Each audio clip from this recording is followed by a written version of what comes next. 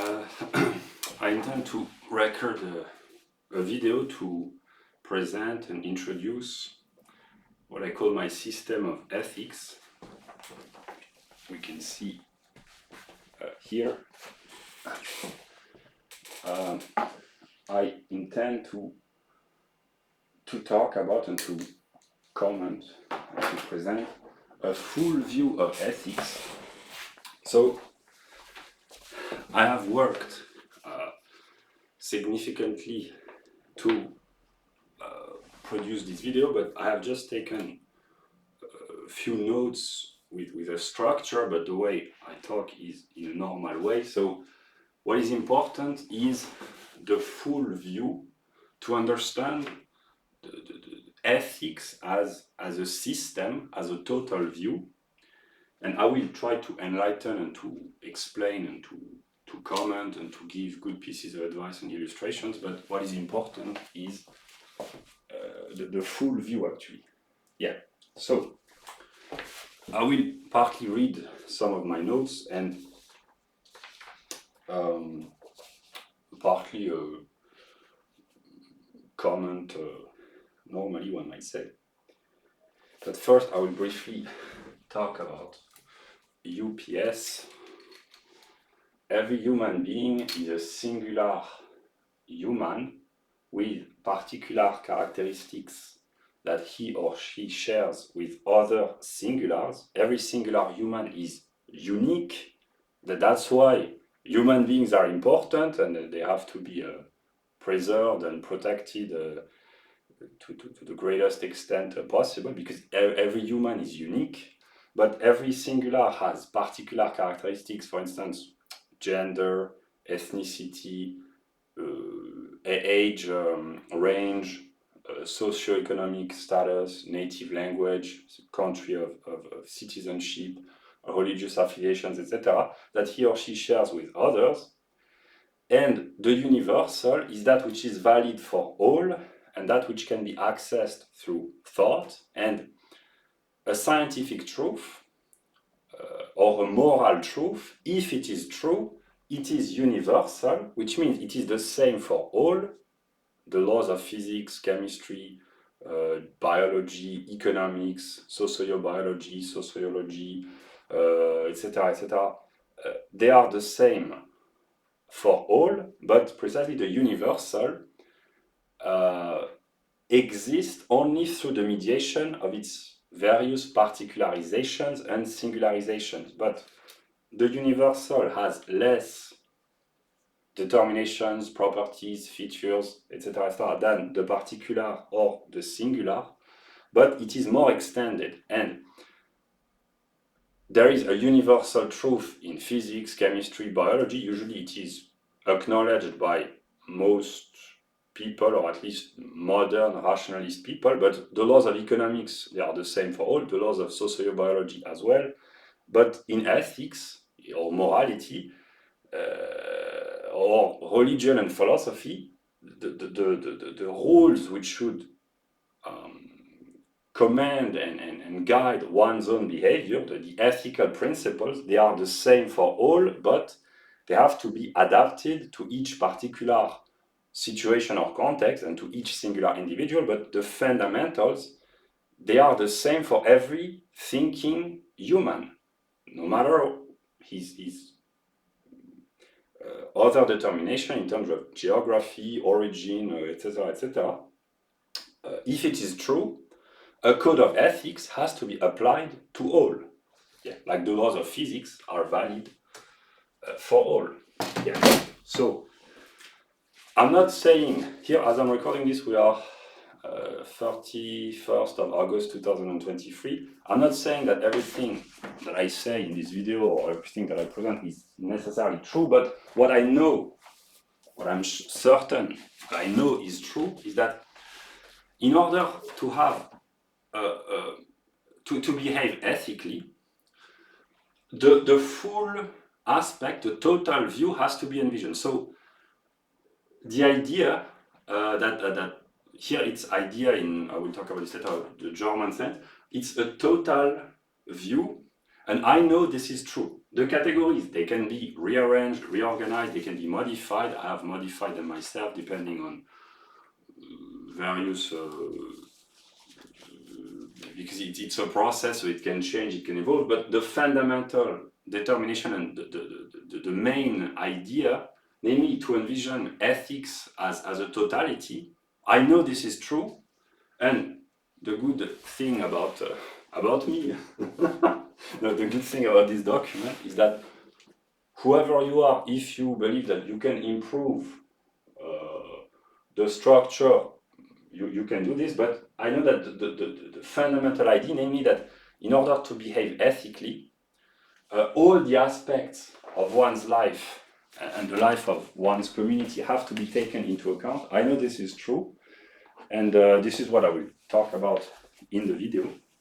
So yeah, why this document? I have already produced and shared documents like these, but because, so here we are, the year 2023, we live in a global village.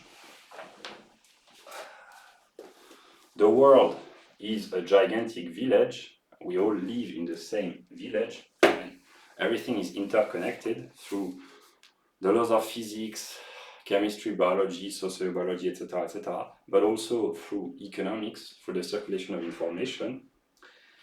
And I know that the world is an extremely complex system.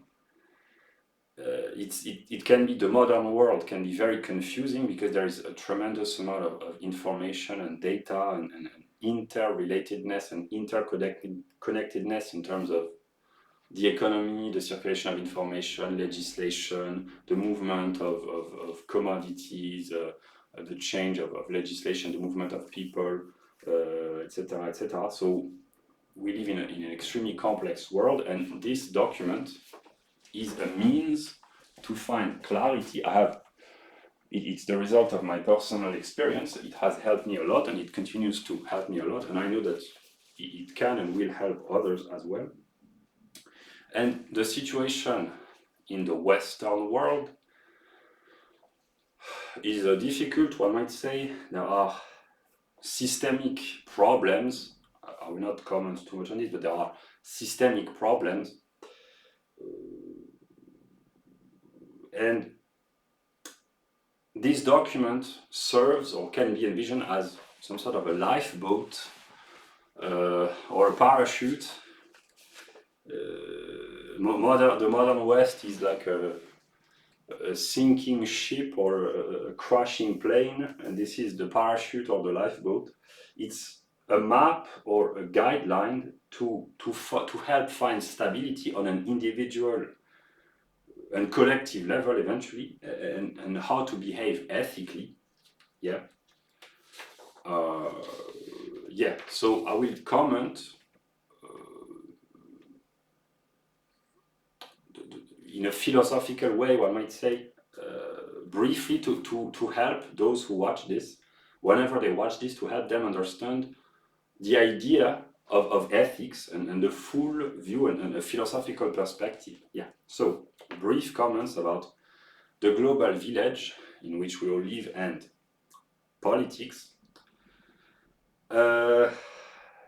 With the internet, there is, step by step, one might say, a rise in the rise of a world consciousness, because precisely the truths in science or ethics, they are the same, or religion, they are the same for all on a universal level. Yeah, and people through the internet and having access to the totality of human knowledge, they awaken, one might say, step by step, and it's predominantly happening in the Western world because of the technological development and the relative amount of liberty in comparison with other parts of the world. So it eases and facilitates the process of the sharing and the development of information of consciousness, but eventually it's a worldwide phenomenon. Yeah. And in a way, we witness what can be envisioned as a Darwinian process of selection of good pieces of advice, namely because all the knowledge, the accumulated knowledge of mankind, past, but also present, because knowledge keeps being produced daily, one might say, all the thing, simply in a simplified way, all the things which work in terms of practical behavior, ethics or morality or lifestyle or daily life, all the pieces of advice, the accumulated experience of mankind is made available on the internet, and people can have access and notice what works and what doesn't work, what brings good results and what doesn't, in eventually not only here that's a view of ethics, it's true in the sciences, that's why there is progress in science, but here just in the realm of ethics, for instance, in terms of food and diet or nutrition, all the good pieces of advice are made available through books, conferences, lectures, podcasts, pieces of advice, etc., in psychology, in health, good pieces of advice about gender, good or bad gender relationships, how to manage one's household, good information, how to have access to good quality information, how to improve one's own skills, find work, pieces of advice about how to find housing, etc., etc. Tips about how to work on one's own marriage, how to run one's own budget, etc., etc. All this knowledge is made available, and what I provide with this document is simply the full view. And if I had to simplify, in order to behave ethically, eventually to gain liberty, to become free, to liberate oneself and to achieve freedom, which is what I seek, most or all the aspects have to be ordered, and to, if I had to simplify, the message of the video is, in order to live an ethical life and eventually to be free, all the aspects, or most of them, have to be ordered.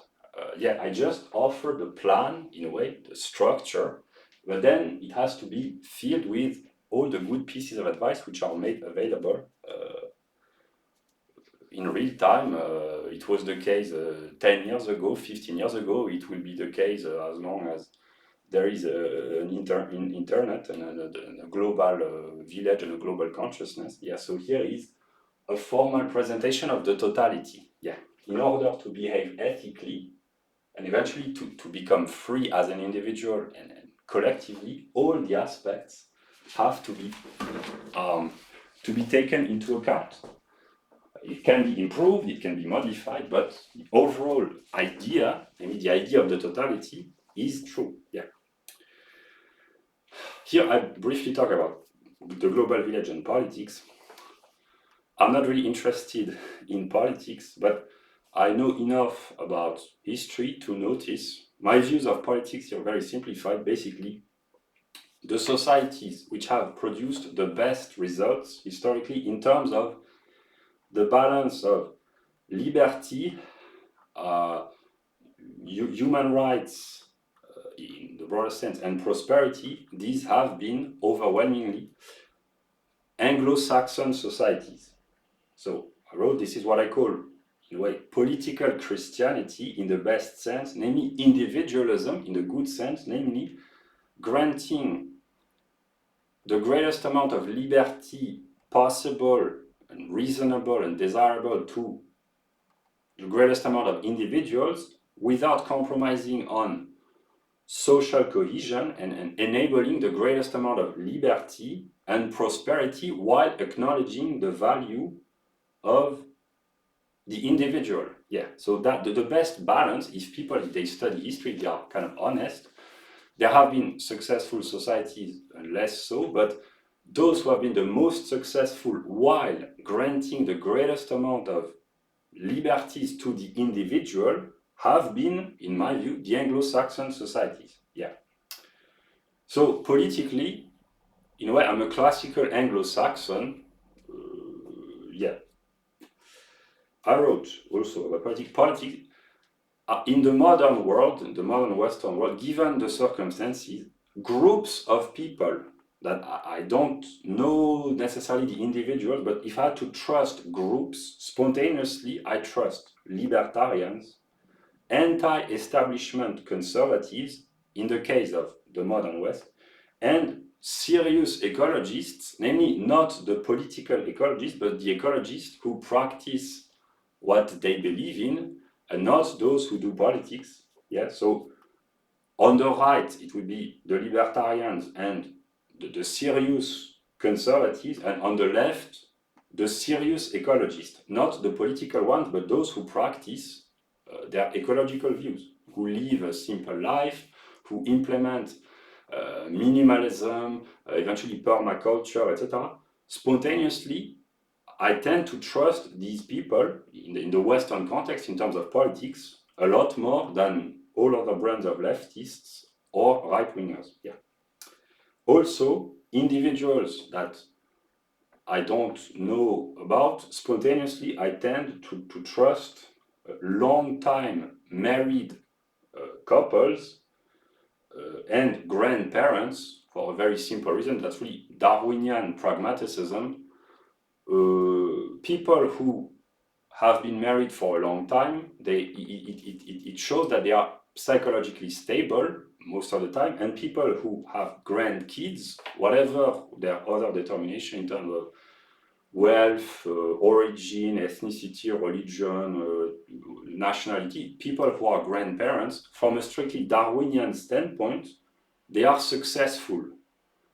It doesn't mean that they are successful necessarily on other aspects, and it doesn't mean that if you don't have grandchildren, you are not successful in whatever standards are chosen. But from a strictly Darwinian standpoint, people who have grandchildren, it means that they have been able to produce offspring who themselves have been able to reproduce. So yeah, it's a pragmatic way. I'm not saying that all grandparents are good and that old people who are not grandparents for various reasons are not good. That's not what I'm saying. But spontaneously, people who have grandkids, not only they have an interest usually in maintaining a stable order because they have offspring and they have a genetic stake in the well-being of the society in which they live, and also if they have succeeded in producing offsprings who themselves have produced offsprings, it shows that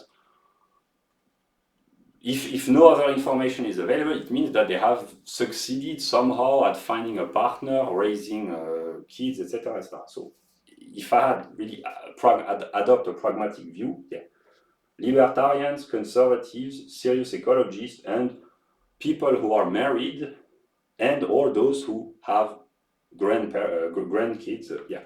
Also, I tend to be more demanding in terms of ethics with intelligent people, people who have a higher than average IQ. It seems fair and just and reasonable to be more demanding, to expect more. Like, again, if other determinations are unknown, but someone who is more intelligent than average, it seems reasonable to expect more from him or from her in terms of standards of behavior. Yeah, so those who are privileged in terms of intelligence, it seems reasonably fair to expect more in terms of standards of behavior. Yeah. And then for personal reasons, because I'm a white male, I tend to be more demanding towards white males between 17 and 45 years old, because this is the demographics as the particular demographics that I identify with. My particularity in terms of ethnic background broadly is to be European, a white European. So I tend, because this is my group of my anthropological group, I tend to be more demanding with these people. Yeah, I expect more from these people in terms of standards of behavior. Yeah. And also in terms of politics, I have a Western Republican perspective of citizenship and self-realization, and here I simplify briefly, Western means an emphasis on politics, and the counterpart would be Eastern mysticism, Indian mysticism or Buddhism. It can be very important to reach self-realization, really the individualist aspect in a purely mystical sense, but precisely it's important. But the Western aspect is self-realization. It is not contradictory, one might say, but it's not sufficient in a way that I have a view of self-realization of the individual through politics and through collective life. Yeah, that's how I envision this. So I wrote self-realization through the mediation of objective spirits, namely the realm of civic life, politics, law, ethics in a broader sense, and religious life as a collective. So it's, in my view, if I had to simplify, in order for an individual to be realized as an individual, to develop his potential as a person, as an individual, and as a spiritual being, eventually, the moment of citizenship has to be incorporated. That's how I formulate this. And also, liberty, which is my purpose and my goal as an individual, and because of what I've just said, I envision this in a collective way, a collective liberty. Liberty has to be mediated, namely, I will have the opportunity to comment on this, but in order to be free, one might say precisely, that's a philosophical perspective, liberty has to be mediated by most or all the categories. Yeah, so this is a very simple philosophical view, but yeah, so I wrote, freedom is not given when one is born. One is not born free, one can be born in civic or legislative or political context which are more or less prone to favor freedom, but freedom is a conquest in a way. One has, every individual has to conquer his own freedom. It's a process of growth towards liberation as an individual and as a spiritual being in a civic community, if I had to simplify. Yeah. Of course, the political conditions at birth are more or less favorable. There are countries or civilizational areas where it's more easy to reach a certain amount of liberty as an individual than in other parts, but eventually, wherever you are, or wherever you are born or have grown up, liberation is a process, it's a conquest, it's an effort, a striving. Yeah. Yeah, okay. Then, briefly about truth, I wrote, my ideas, when they are true, they are universal, and as such, they are valid for all, they are true for all, if they are true.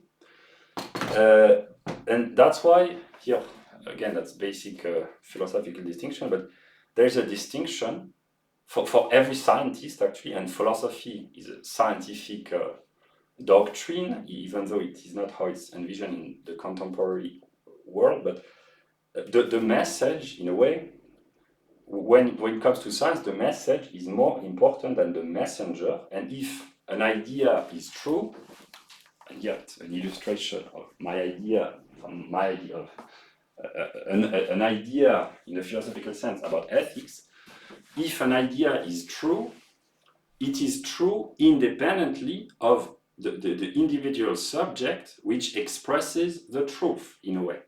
So that's why what you see here, in a way, this is my idea because this is empirically, this is my work, but I have drawn a lot of inspiration, I've just organized categories, but if it is true, and in a way it is, it is true independently of me as an individual. Like that's valid for every scientist.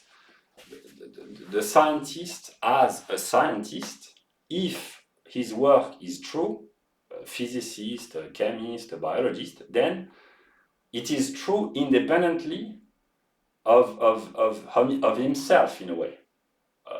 Here I just make a brief remark. That's why scientists actually, it hasn't been very often mentioned, but actually scientists, by the very nature of their work, they suffer partly from schizophrenia for precisely the reason that I've just mentioned, a splitting of the mind, because the people who do science or mathematics, which in a way is a form of science, there is the objective speech, the scientific speech, the scientific aspect of their work, which, if it is true, in a way, it does not belong to them because it is universally valid. And then there is the subjectivity, the individual psychology of the physicist, the chemist, the biologist, the sociobiologist, the psychologist, the economist. And sometimes it can bring confusion, but eventually my purpose is to provide, with this document, which can be improved, but a universal view of ethics, which, if it is true independently of me as an empirical individual. But I wrote, at some moment, people will notice, okay, this guy, me as an empirical individual, this guy, he's kind of smart. I can be kind of smart. And also about truth in the realm of ethics, precisely the specificity of ethics is that the truth, it doesn't just have to be found, like in physics, it has to be applied in a way. You have to find the truth, practice the truth, and eventually share the truth. And my view is, I will not try to proselytize. My view of sharing the truth is to practice my own truth, and if it is true, or to the extent that it is true, it will convince others because it's true. If it is true, and to the extent that it is. But so you have to find the good, practice the good, and promote the good. So my view is not to force, to try to force others to change their behavior, except, of course, if the behavior of individual is really harmful or hurtful to others, then precisely there has to be restrictions, but otherwise I share good pieces of advice, and I try to apply and to practice the good pieces of advice that I find. And also the truth philosophically is the whole, the totality. So that's really a full view with the fundamental categories.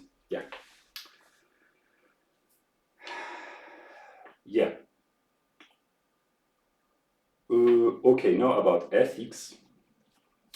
I'll briefly talk about ethics. To behave ethically means, very simply in my view, to live in accordance with the whole, the totality.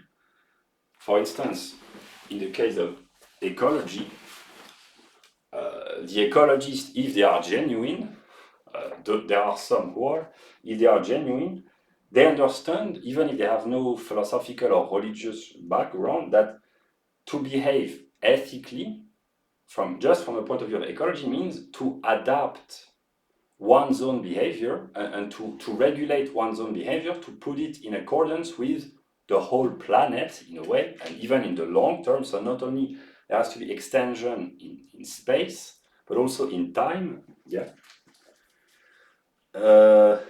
I wrote, so to live in accordance with the will of the whole or the totality, you are ethical to the extent that your individual actions are in tune with the will of the whole, basically. How do you come to know the will of the totality, the will of the world consciousness, one might say? there can be religious revelation. There are those who try to behave ethically because they believe that it has been the correct way of living in the world has been revealed in some sacred text, whatever sacred or holy book they believe in. Or there can be philosophical investigation, and here simply the distinction in the realm of ethics between the revealed religions and the writings of the great philosophers is that simply the philosophers, they talk about religion, but they talk about it in a philosophical way. Namely, they try to deduce through the power of their reason the correct way of behaving.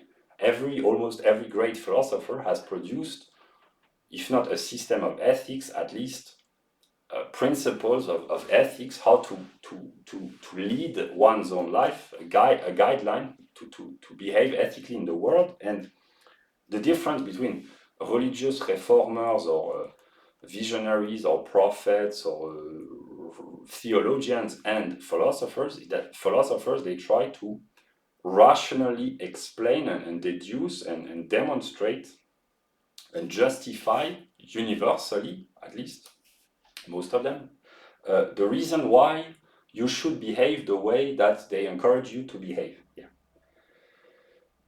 I wrote, I agree with the left. Yeah, in the West, I have a Western perspective. I will not detail too much, but I agree with a lot of ends that the left agrees with, but not with the means, because overwhelmingly, the most majority of the time, the means that the left uses, they are self-defeating. It's inefficient and usually it produces negative consequences. If I had to express an opinion, I agree in the fundamental, a set of fundamental rights for all persons, so equality of rights, a minimum bill of rights, one might say. And even so, for persons, I will explain more in detail, for persons and eventually individuals, but not for citizens. And often there is a confusion. I don't believe that all citizens should be equal, precisely because equality, it has to be universal for a fundamental set of determinations, basic fundamental human rights, but then because the universal only exists through the mediation of its particular instances, its particularization, the idea that humans ought to be equalized politically, economically, in terms of social outcome, etc., I don't believe in this, and it's wrong epistemologically and morally. So that's the difficult position of libertarians, to try to find a universal set of ethics which takes into account the diversity of ability, characteristic features of all humans. So yeah, I believe in on a personal level in a set of fundamental rights for all humans as thinking agents, because humans have the potential or the ability to think. This is what gives them their dignity, because they can participate in the uncovering and the search and the contemplation of truth, but I don't believe that they should be equalized in any other way, or at least not forcefully. There can be charity, solidarity, etc., but attempts to equalize human forcefully from a socio-economic standpoint has brought about sometimes detrimental or disastrous consequences. Yeah. So yeah.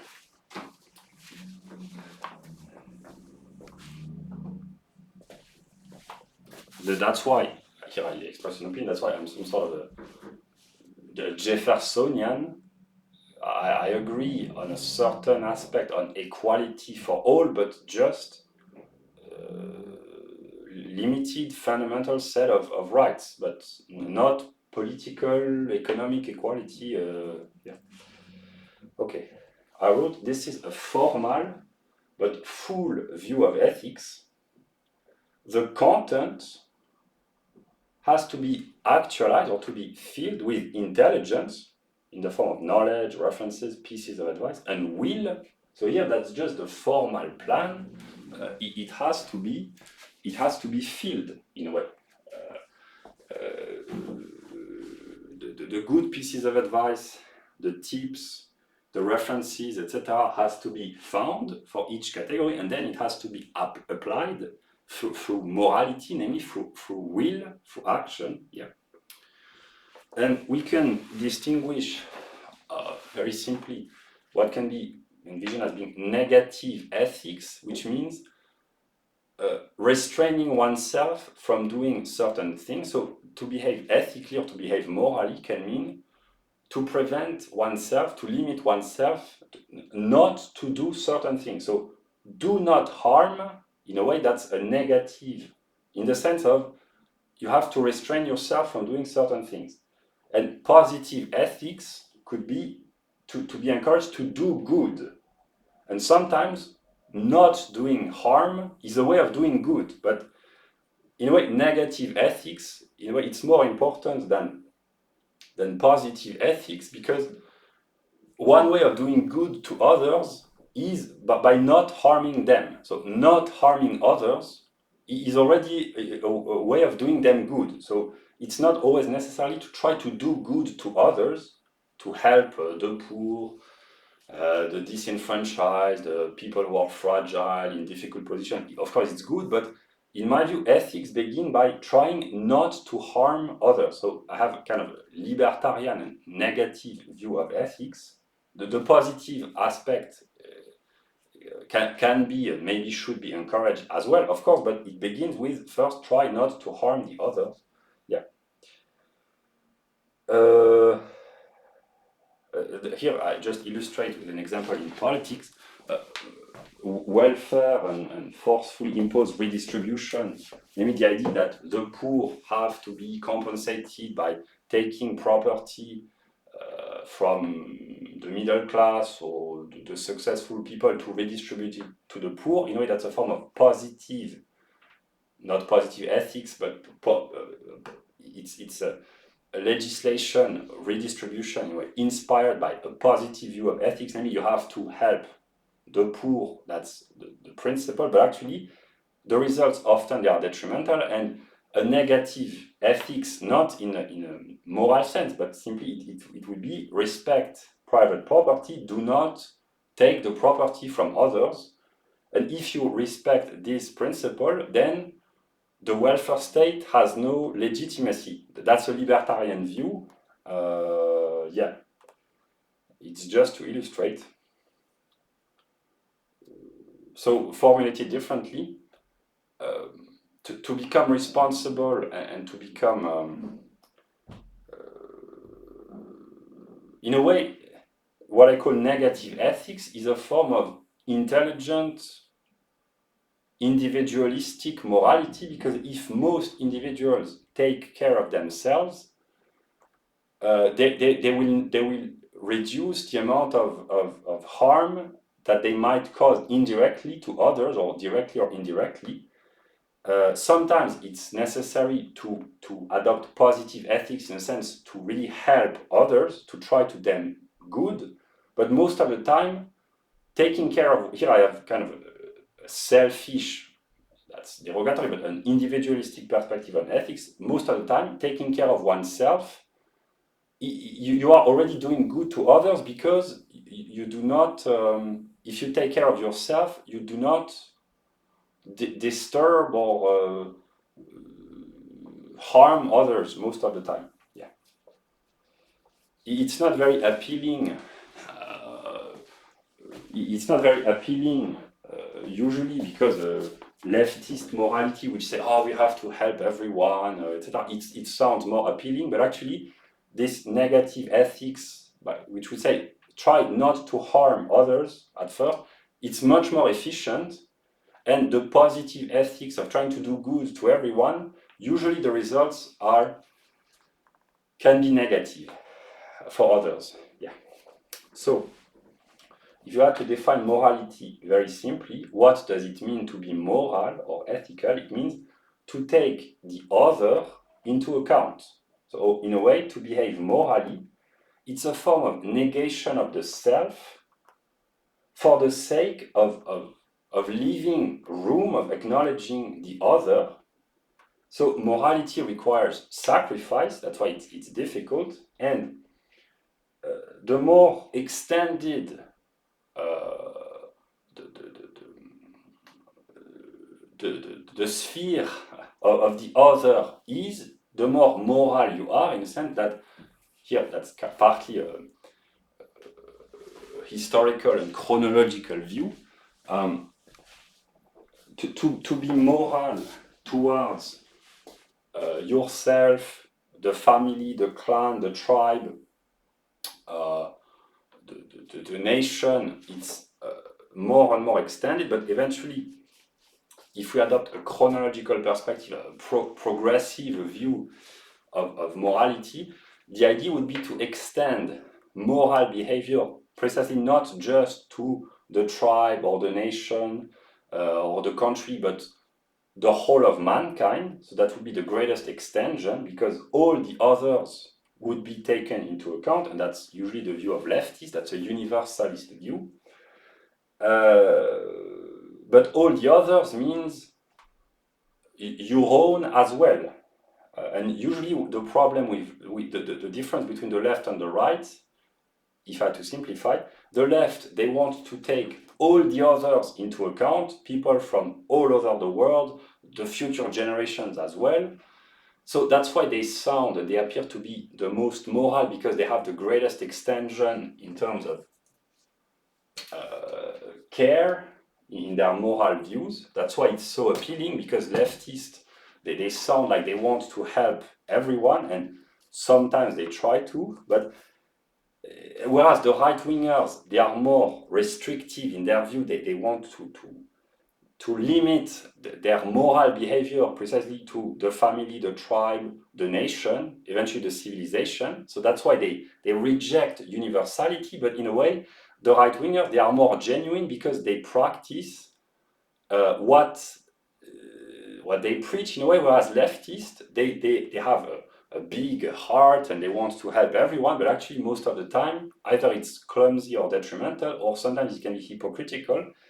And here, that's my philosophical view on the left versus right, not debate, but distinction, is that the leftists, at least in the Western world, they are universalist without the moment of the particular. Namely, these are individuals who want to care about everyone, and that's how they adopt their political views most of the time. Whereas the right-wingers, they are individuals who only care about the particular, and they don't care about the universal. They don't care about the whole of mankind. They just care about their family, their region, or their country, or their nation, or eventually their civilization, but they don't care about the universal. But precisely the philosophical truth is that the universal does not exist independently of the particular, and the particular does not exist independently of the universal. That's why neither the left nor the right is correct.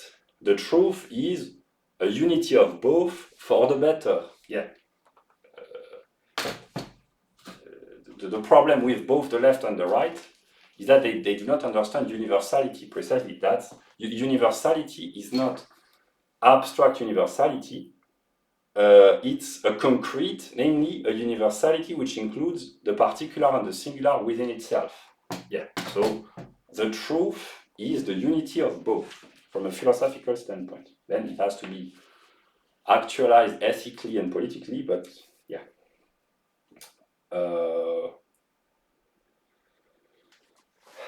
I wrote, so to behave ethically means, in a way, to act according to the will of the totality, to become an agent of the universal will.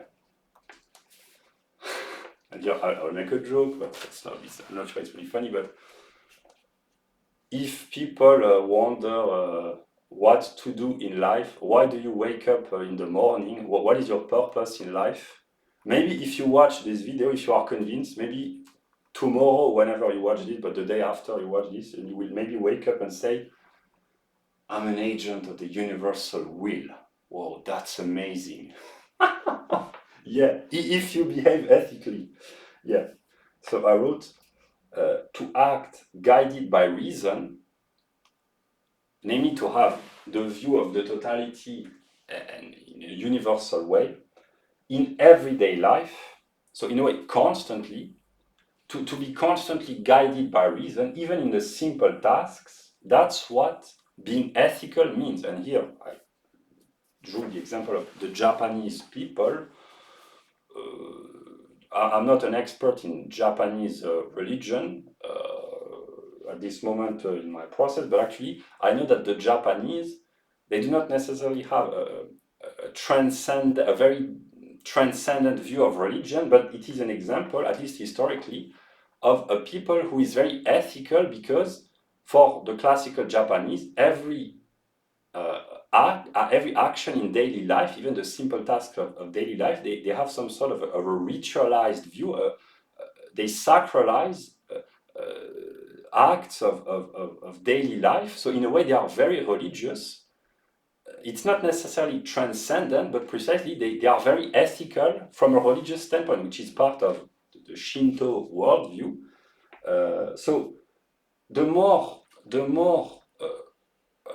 ethical you become, the more you try to actualize ethical behavior in all spheres of life, even in the daily routine, which can seem boring and repetitive at first, and in a way it is, but to try to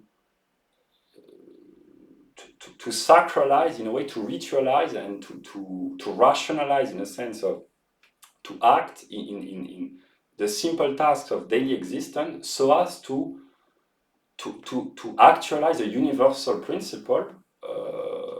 In the case of the Japanese, this is the ancestral religion, but eventually the ecologists, they do not have the religious view of classical Japan, but in a way that's what they do in their ethical behavior, in their day-to-day behavior.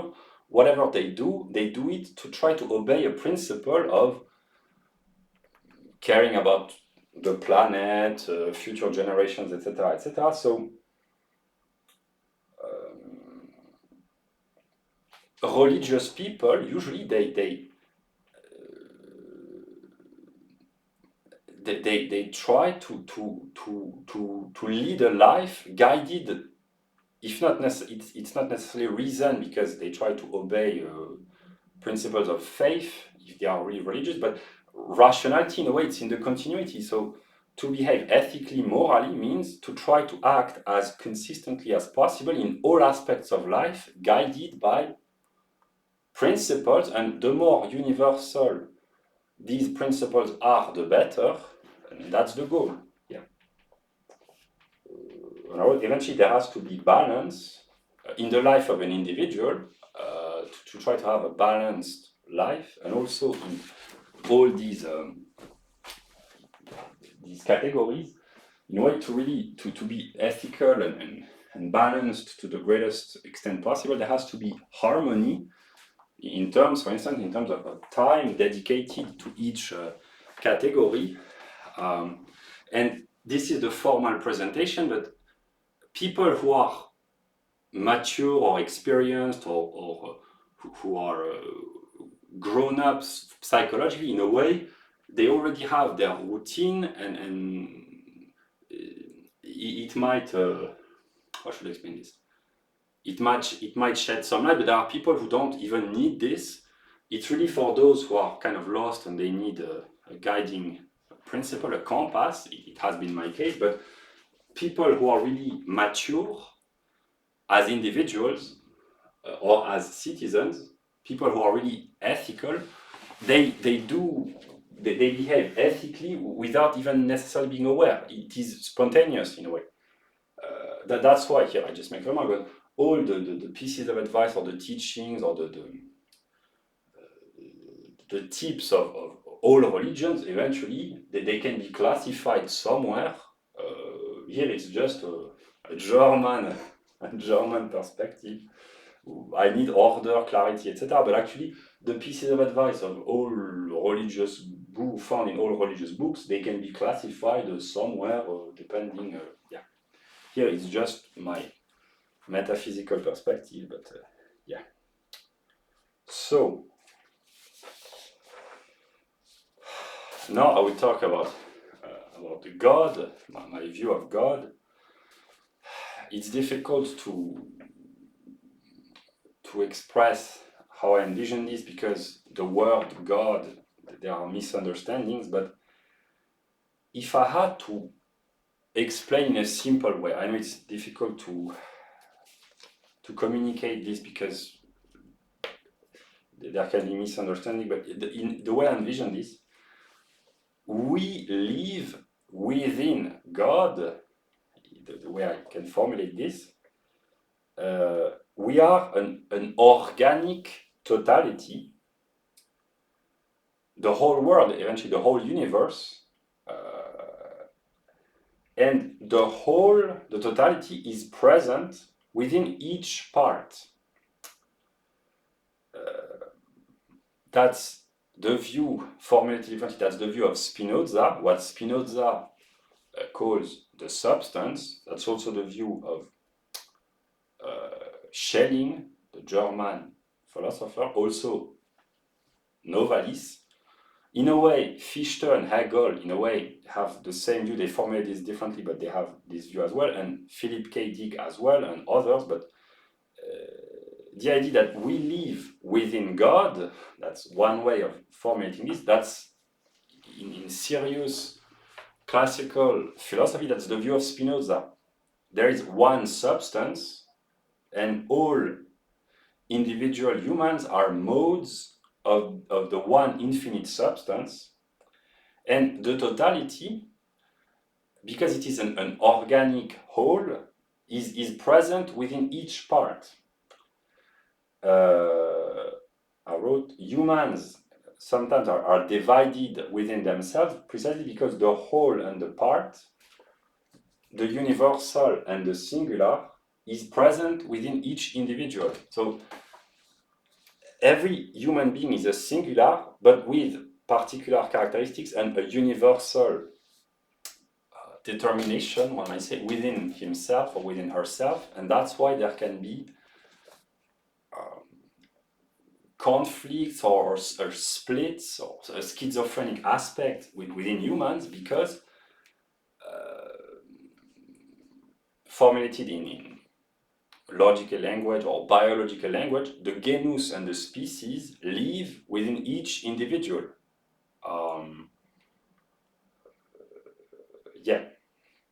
And to reconstruct the view of the totality from the parts, this is what I've been doing, and this is what I intend to talk about.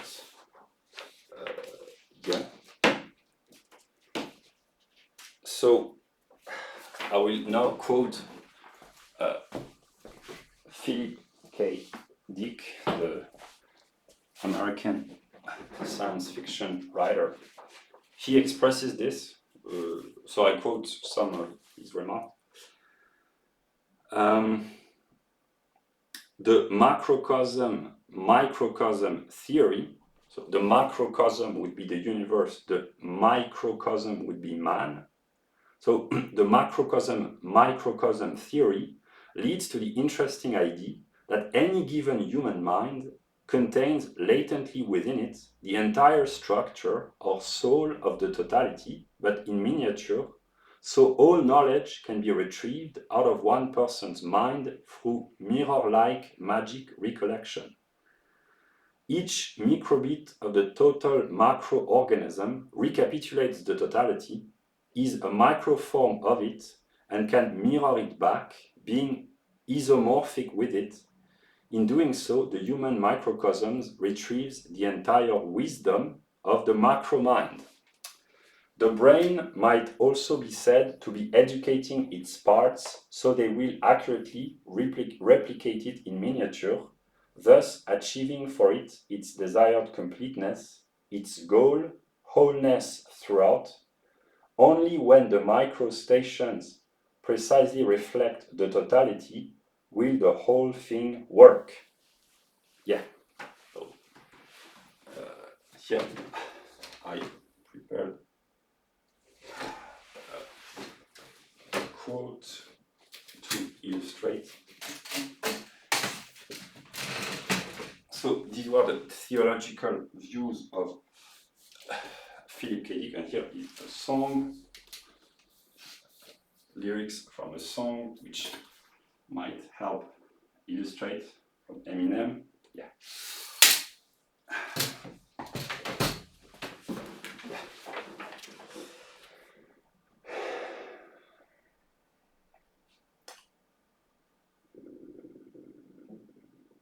He wrote, if God is, here I quote Philip K. Dick, if God is within each man, then the enemy of man is any top-heavy system claiming a monopoly on truth and dispensing it downward. The people will take their destinies in their own hands. I foresee a godly anarchy. No authority here on earth will have to tell any man what to do or even educate him. The Logos will do that, link him up. Yeah, and here a little bit of religion and pop culture. I know my classics. The path of the righteous man is beset on all sides by the iniquities of the selfish and the tyranny of evil men. Blessed is he who, in the name of charity and goodwill, shepherds the weak through the valley of darkness, for he is truly his brother's keeper and the finder of lost children. Yeah, I know the classics. Yeah. So, here I came with another cultural reference.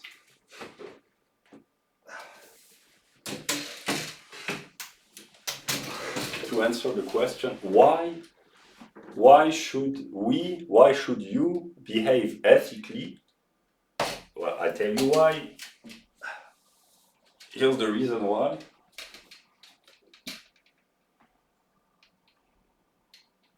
In order to avoid troubles with Chuck Norris, let's say, you better behave decently. Yeah. It sounds like a joke, but actually it's kind of serious. Yeah. So now I will talk about the idea precisely.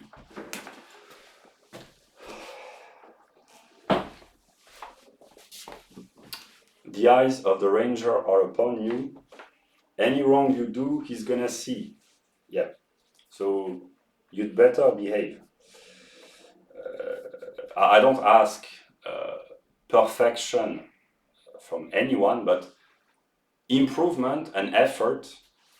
Yeah, we live in a global community, and the more times unfold, the more people will understand with their own words, their own references, what I've tried to express with my own personal references, but eventually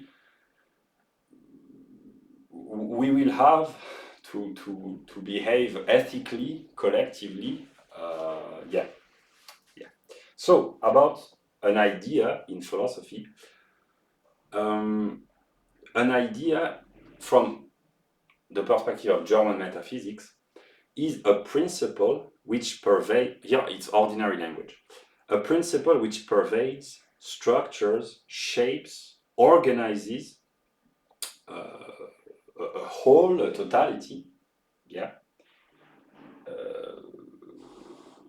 And this document is structured precisely by an idea of ethics from a philosophical perspective, namely, that's an illustration, like the first document that I show at the very beginning of the video. To think philosophically and rigorously, and in a German way, in a good sense, means to have an idea in mind, namely a principle which structures, shapes, organizes, connects all the parts of the whole that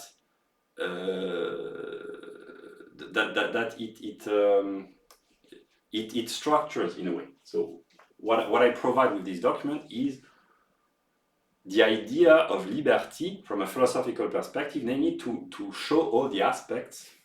It can be completed, but the idea precisely I know is true. The parts, they can be variously organized, reshaped, restructured. It can be subdivided infinitely. One might say here it's really the simplification, but to try to have the greatest amount of structured, organized information in the smallest amount of space. Yeah. So I wrote my view of ethics.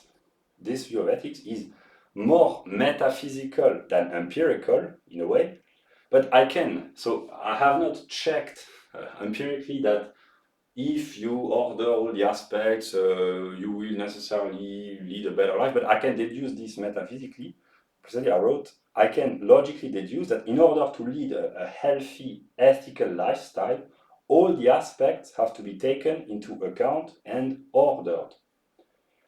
I wrote, here, I will just show. I wrote each layer, the body, the soul, the person, the individual, the citizen, what I call the spirit, each layer is a whole in itself, made up of various parts, and each layer, so body, soul, person, individual, citizen, spirit, is the foundation of the subsequent one. So there is a logical progression from bottom up, but each, what I call a layer or a level, in itself, it is a whole, and all the categories which are in a specific color, they are in a way interconnected. So there is the bottom-up progression, and there is the circular unity in a way. Yeah, I wrote, in a way, that's an alchemical process. If we had to illustrate this differently, if we envision this as a tree, the tree of liberty, Yggdrasil in Nordic mythology, we would have the roots, the stem or the trunk, the branches, the leaves, the flowers, and eventually the fruit.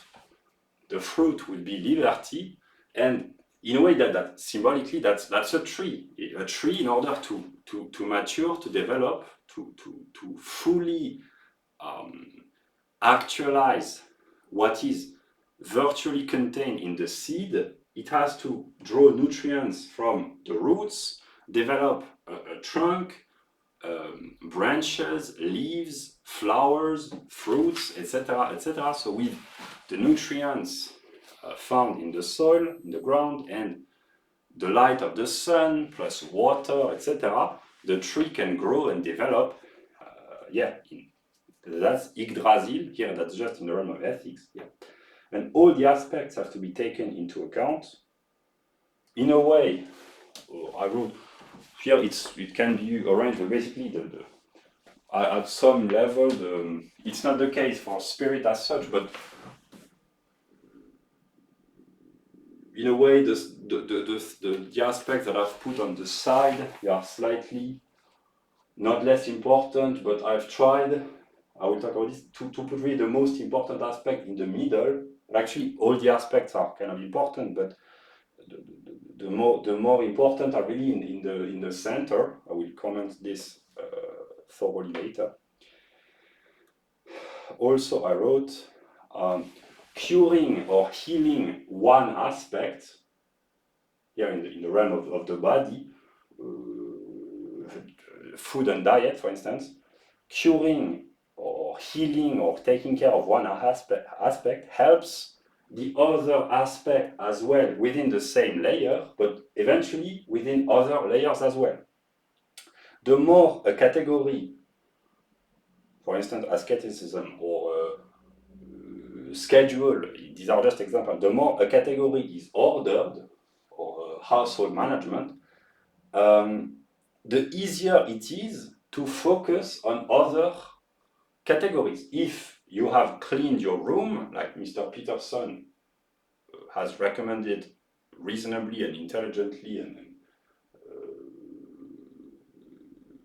very usefully to do. If you have cleaned your room, it will be a lot easier to order all the other aspects. If you have given up on most or all vices and addictions that you've had, it's a lot easier to order other aspects. If you adopt a healthy diet, if you sleep well at night, it's a lot easier to order all the aspects. So it's here a virtuous circle and a virtuous cycle. Ordering one aspect helps solve, heal, cure, improve, strengthen the others.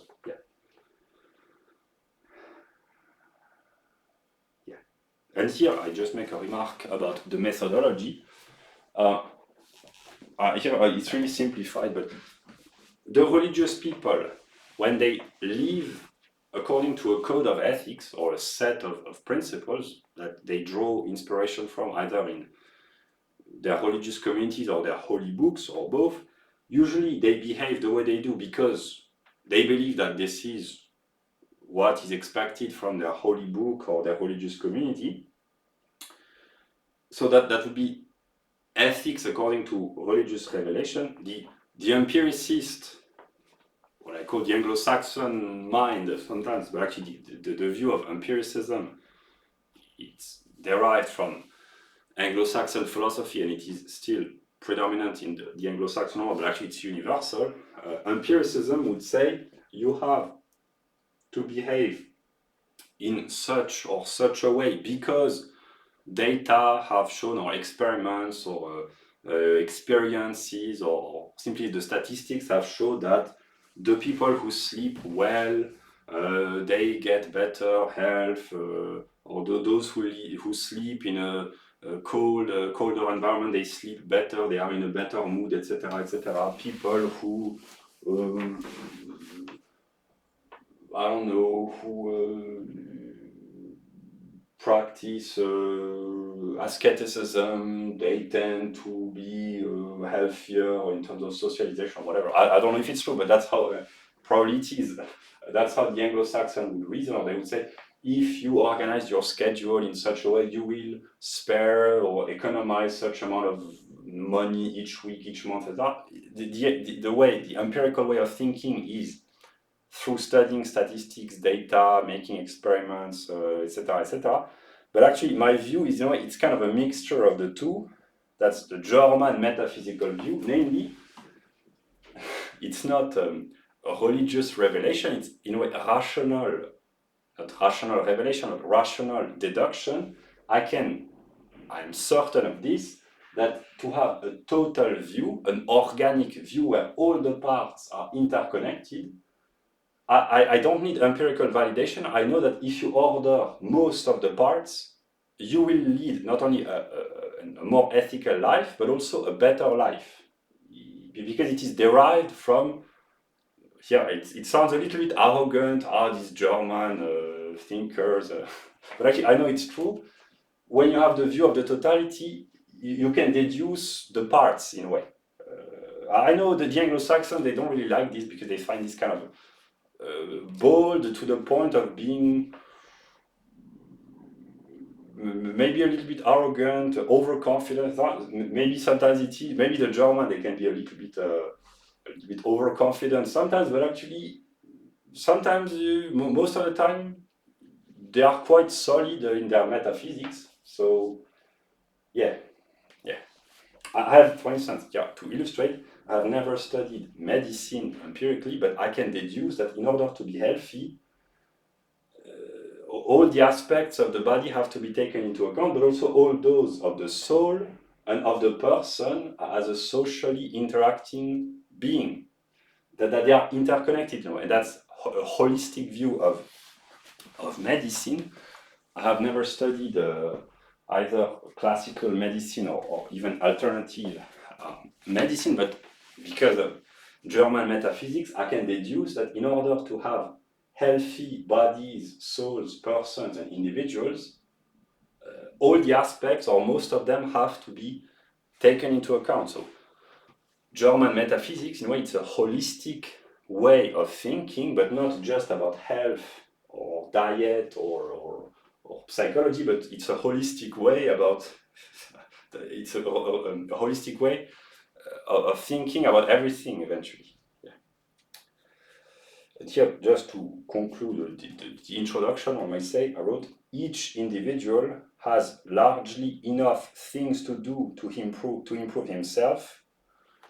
I wrote, focus on yourself, cooperate with others as often and as reasonably, as frequently as possible. This is a revolutionary document. I know this is good. It offers the structure here as a, I would say, as a German thinker. I need order and structure, but there is largely enough room for liberty in the ordinary sense, namely for people to. There is structure. This is what I need as a, I would say, as a philosopher. I need really structure, order, but there is largely enough room within. It's an open system. It's a system which is total and closed in a way, but with openness within it. And here I will just illustrate the utility of this document, what I have been doing and what I will continue to do.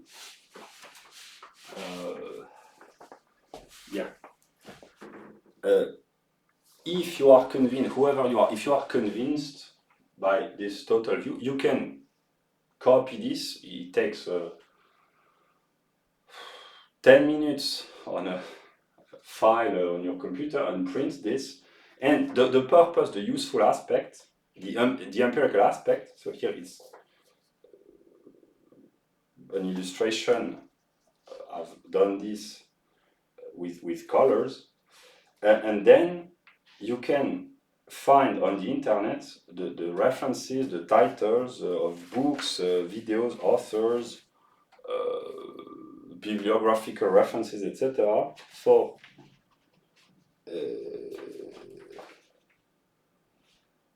all sorts of. I've started doing it. It's not complete, but I've started doing this here. I have listed references from books on psychology, addictions, and drugs. So I have been searching books, tobacco, alcohol, meditation, and so on. So I have picked up each category and I have listed books which seem to be interesting. And I have started doing this. It can take a few hours or a few dozens of hours, but it's useful for a lifetime. You can go on the internet and seek, I don't know, 10 books, the best books that you find about pieces of advice on nutrition, food, diet, or about psychology, or about addictions, how to quit smoking, to quit drinking alcohol, to quit drugs for people who want to drugs, to quit watching porn, etc. You can do this on your own, and eventually, because we live in a global village with the emergence of a world consciousness, I anticipate that this is what will happen on a universal level. All the best pieces of advice will be collected. They are already being collected, but it's done unconsciously. But eventually, the human community will organize itself.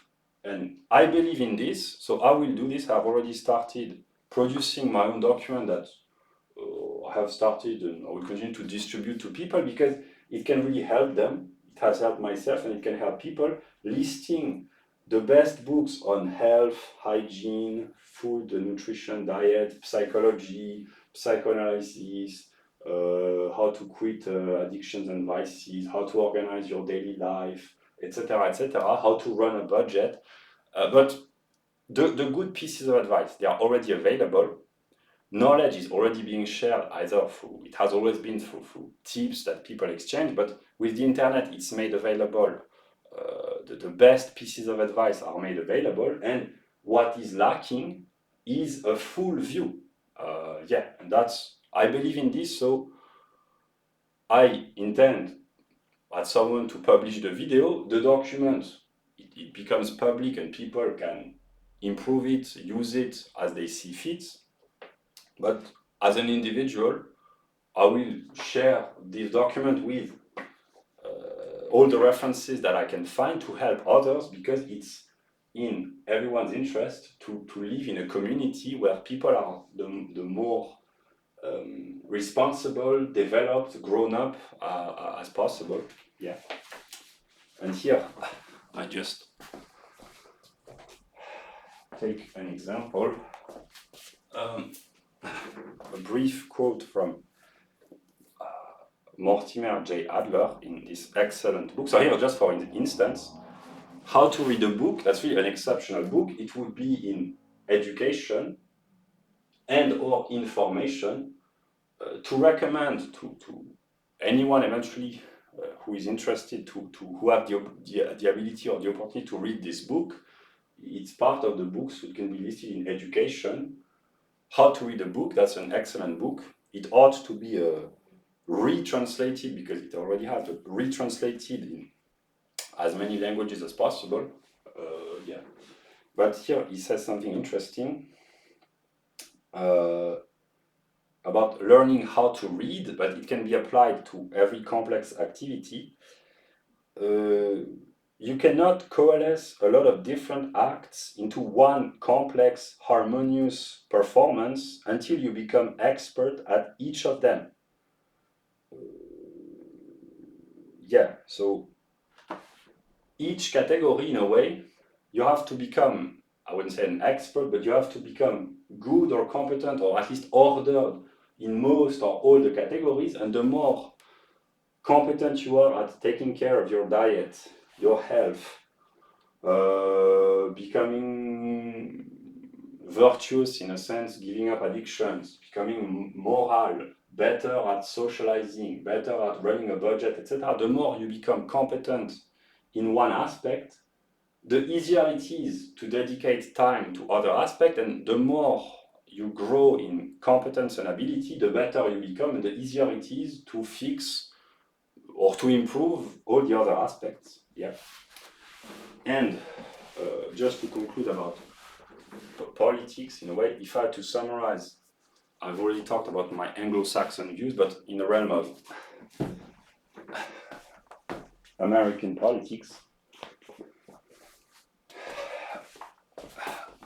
my view of the US, the modern US, what I call the holy trinity of American politics, this is Charles Murray, so yeah, for instance, education, Charles Murray, Thomas Sowell, and Ron Paul.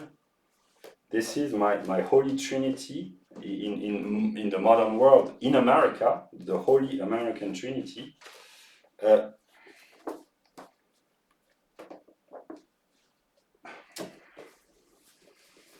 My compass for America, of course, it's Ron Paul, but my view of politics for the modern US is the ideas of these men. They have to be at the center of American politics. That's my political compass, actually. Yeah. So my view, that was the introduction, transcendentalist Buddhist meditation for most American politicians, and Ron Paul, the ideas of Ron Paul back at the center. Yeah, that's the goal, that's my view of modern American politics. Yeah. Okay, so how long has it been? Okay, 1 hour and 20. So now I will just I continue to comment a few notes.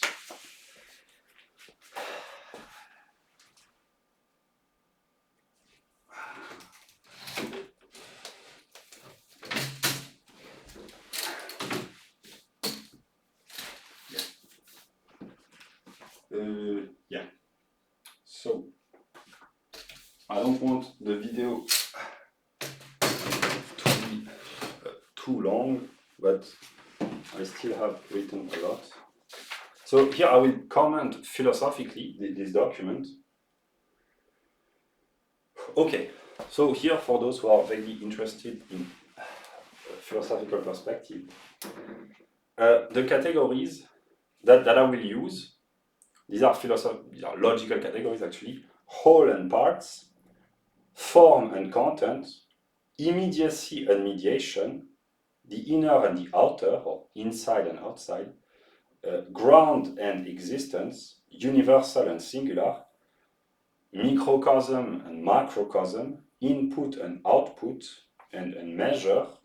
I will briefly talk about this. And the structure, the logical structure of this document can be envisioned, I already mentioned this briefly, but each layer or level, so the body, the soul, the person, the individual, the citizen, and the spirit, is the foundation or the ground of the subsequent one from a logical standpoint. And that's why I said the center is the most important in a way. Each category underneath the main categories of each layer is the foundation of the layer or the level, and each category which is above is the purpose. Intelligibly, for formatting intelligibly, the breath, that's the breath of God. I wrote somewhere something poetic. I said the breath of God is the liberty of man. Yeah, it's very poetic. Actually, that's the idea of the document. So the breath here would be the foundation or the ground, not necessarily chronologically, but logically. The body is founded upon the breath which inhabits the body, and the purpose of the body is health. It's to be healthy. That's the goal. That's the purpose.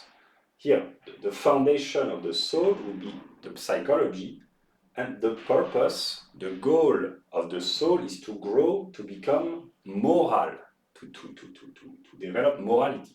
The foundation of the person would be socialization, means social interaction with other persons, and the purpose of a person, as I envision this, would be to acquire skills, to acquire competence, to develop potential in a way, skills. Yeah. Here, the foundation of the individual would be the ability to manage the household, and the purpose of an individual would be, in a way, to use his skills to become a productive member of society, to work. It's not necessarily just economically, but it can be productive without being economic in the narrow sense. For instance, housewives, they are not workers from a statistical standpoint in the realm of modern economics, but they are very productive nonetheless. And a work can be a work of art in an artist or an achievement. Yeah. The citizen, the foundation of a citizen is civic life. An individual is a citizen to the extent that he participates in civic life, like a soul. Yeah, that's the vocabulary. That a soul is a person to the extent that it interacts with other souls in a way, with other persons. Yeah. So the foundation of the citizen would be civic life, and the purpose would be to lead a religious life in a collective sense, a religious community, and the foundation of spirit is ethics, and the purpose is liberty. So the document can be envisioned like this. The foundation is that on the ground, that which on which the category rests in a way. It's just an illustration, but and the purpose, it is the goal which has to be aimed at. Yeah. Yeah. Of course, this is a whole with all the parts. This is just the formal aspect. It has to be filled with content. The purpose has to be mediated by all the other categories. It cannot be immediately reached. So maybe there are people who are spontaneously moral, but morality has to actualize itself by having a healthy lifestyle, practicing asceticism, giving up on vices and addictions. Socialization and acquiring skills requires education, social skills in interaction with women, friends, family, etc., etc. To become a productive member and to run the household, it requires to be able to be responsible, to run a budget, to organize one's own life, etc., etc. To have a religious life of a community, it requires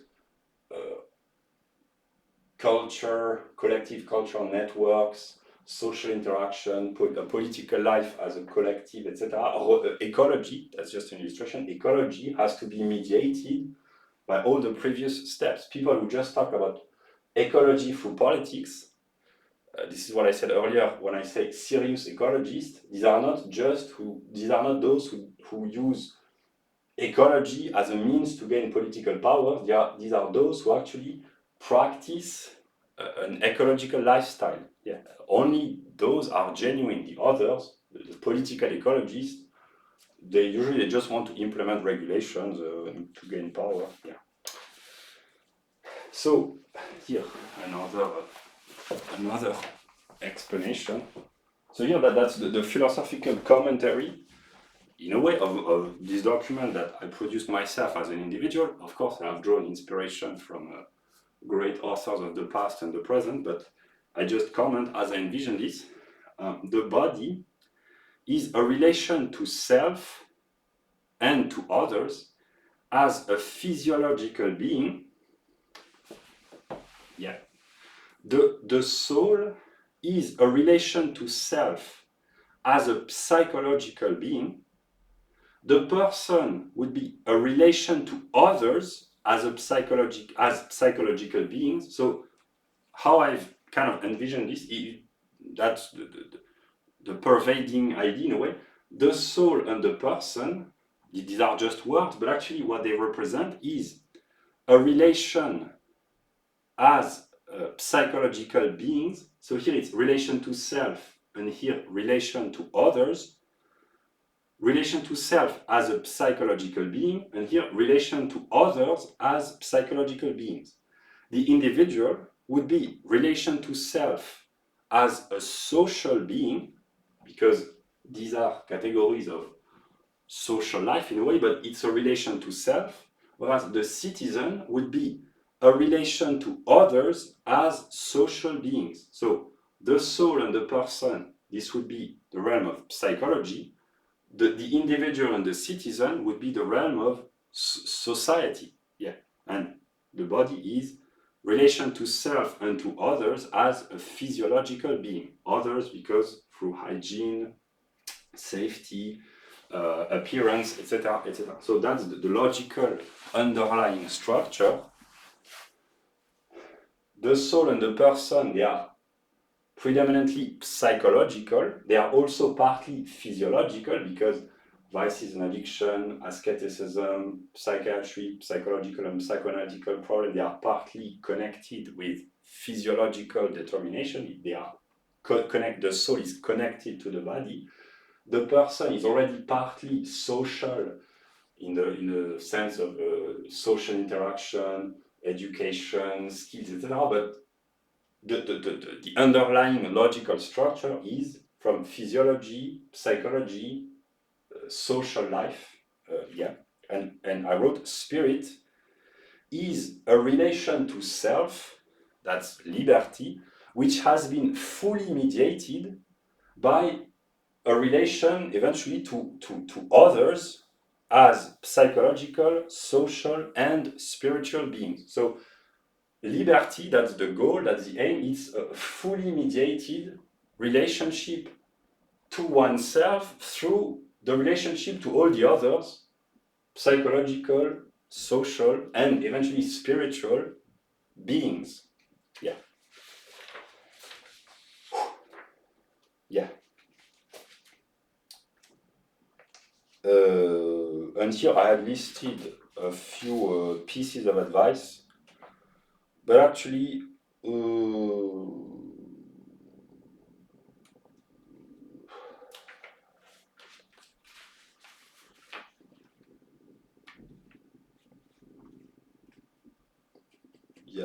I will. I will list just a few. Here, this will be the last part of the video. I will just give a few pieces of advice, so it will be more empirical, but just to illustrate. Here, it's just to illustrate the utility of the document. For instance, in food and diet, these are very simple advice, but to focus on the nutrients rather than the taste.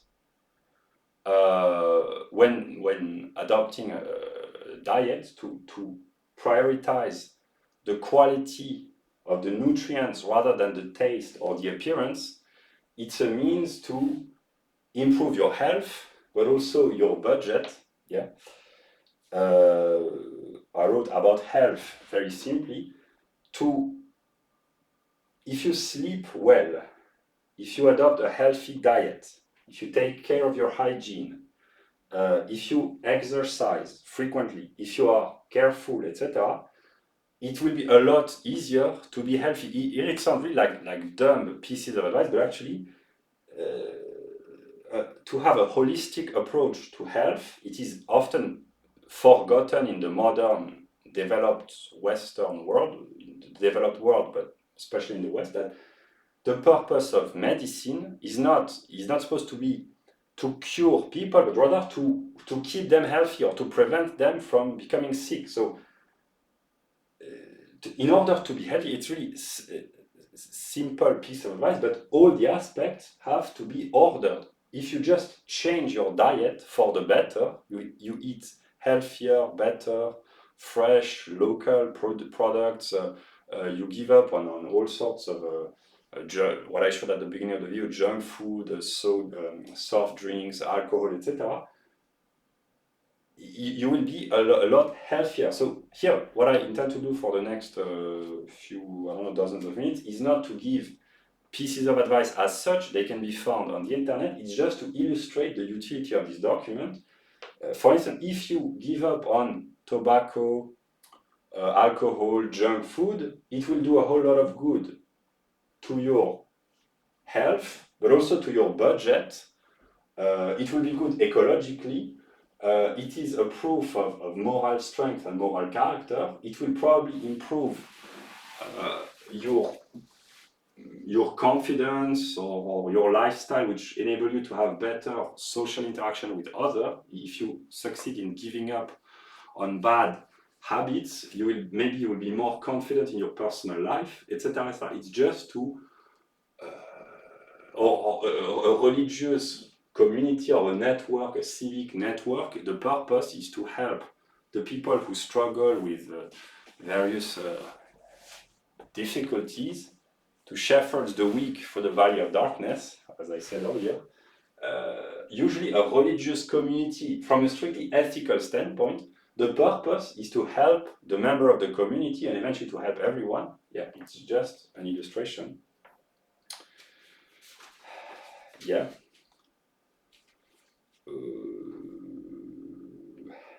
Here, just another example about women with the knowledge which is made available on the internet of evolutionary psychology. People come to understand, if they are very intelligent, that the psychology of women is strongly influenced and determined by bodily characteristics, namely women, from a sociobiological standpoint, they are at their peak of attractiveness as potential mates, in the eyes of mates, between 18 and 33 years old, let us say. I simplify, so for 15 years, between 18 and 33 approximately, women are at the peak of their fertility. So that's where they are the most attractive. But women usually they live much longer than they live slightly longer than men, but they can live in the modern world up until in their 70s and 80s, depending on the country, the conditions, etc. So the psychology of women is really different in their younger years as women in their 20s and early 30s, because that's where they are the most attractive for men because of their ability to provide fertility and potential offsprings, and it has a very important role on their psyche. Women, when they grow older, they change psychologically because they realize that they become less attractive as potential partner to males, so it has a profound impact. And whereas men, their value as potential partners on the sexual market increases in their 20s and reaches its peak in their mid-30s. As far as I know, the empirical data say it's 38 years old, because that's when men have had the time to acquire status and resources through work. So it explains a lot just to know these basic socio-biological data and theories, to understand men and women interactions, to understand that the value of men as potential mates increases to reach the maximum in the towards mid to late 30s. So men, usually that's a tendency, they keep getting more attractive as potential partners in terms of influence, status, resources, etc., which is what women seek most of the time in male when they seek a partner as a potential father of their children, whereas women, they reach their peak attractiveness around 23 years old, so in their mid-20s, and then it decreases because their body ages and decays like those of men, but the value of women is more connected to the body when it comes to potential sexual partners, because their fertile years are in their 20s mostly, whereas men, they can be fertile up until very late. So it's just an illustration, the utility of studying good science, but also thinking in a complete way, I might say.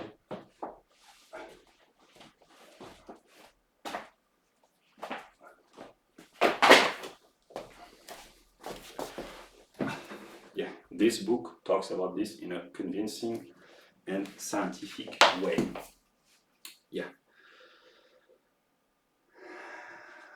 I wrote about the body as I envision this. The body is the vehicle. That's a way of talking. It's a tool or a means. It's the vehicle of the soul. So do not worship the car in place of the journey. The journey of the soul towards growth and elevation to spirituality eventually. The body, I understood, is important.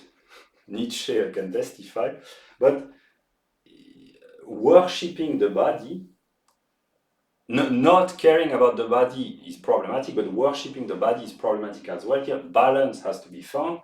You have to take care of your health and your body, appearances and exercise, etc., and health, etc., but it should not be worshipped because it's just a vehicle. That's how I envision it, like a car in a journey. What is important is the journey. The car is very useful, or the boat, or the plane, or whatever, but the soul eventually has to grow in morality, skills, abilities, and ethically and spiritually. And I will make a joke. I thought about this joke. Maybe some people, when they watch it, they will say, we see what you've been doing. You put a Jew in charge of the budget. That's Murray Rothbard. Yeah, but I put a German in charge of the body. That's a joke. I thought about this joke. Nietzsche is as skeptical as I am about.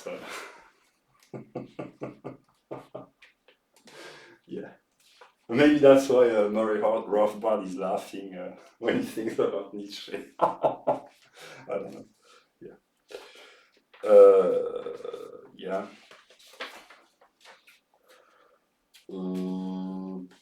Here, just a brief remark about psychiatry.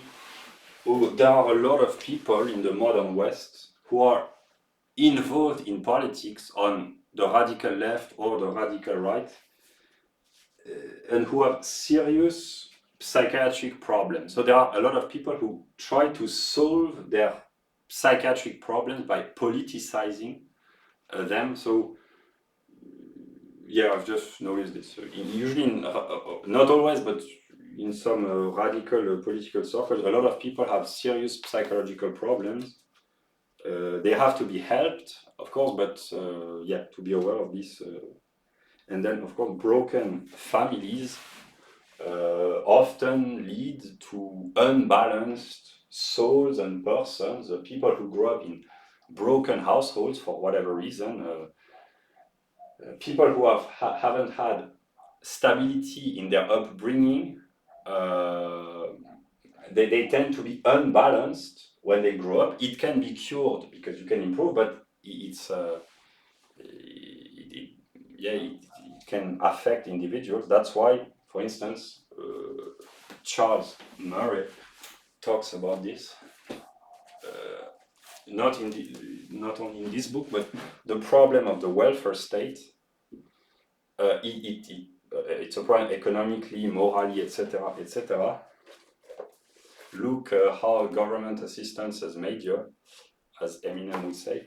The welfare state that would be here, it has an impact upon the rest of society and onto families, and it tends to bring disruption because it encourages single motherhood, single households. It traps people into poverty, etc., etc. So yeah.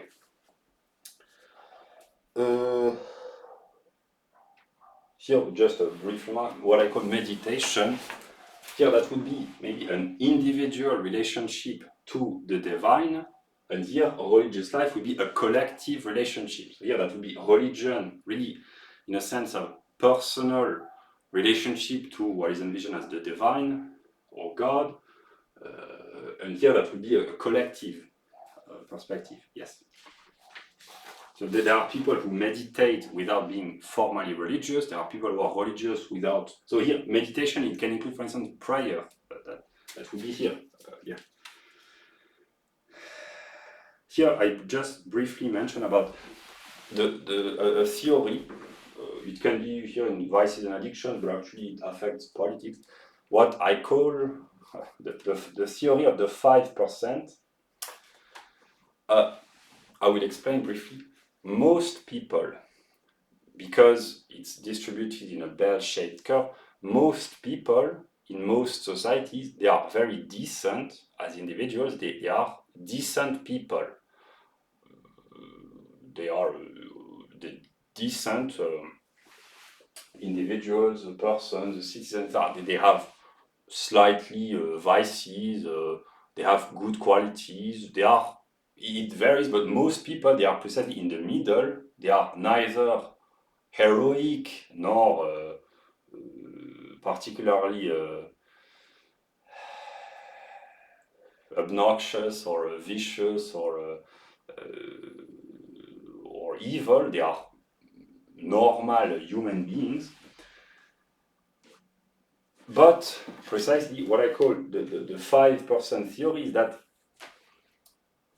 most people, they are very decent, but especially in modern, Western, heavily socialized, heavily regulated societies, people, they tend, I wouldn't say to be vicious, but to have slight behaviors which, on an individual level, are not offensive or not problematic, but when they are collectivized, the 5% of lack of effort, in a way, which is not morally problematic on an individual level, because people, when they have the opportunity to delegate, to let bureaucrats do something for them, for instance, to replace charity with the welfare state, it means you do not necessarily give money to charity because you pay taxes to help the poor.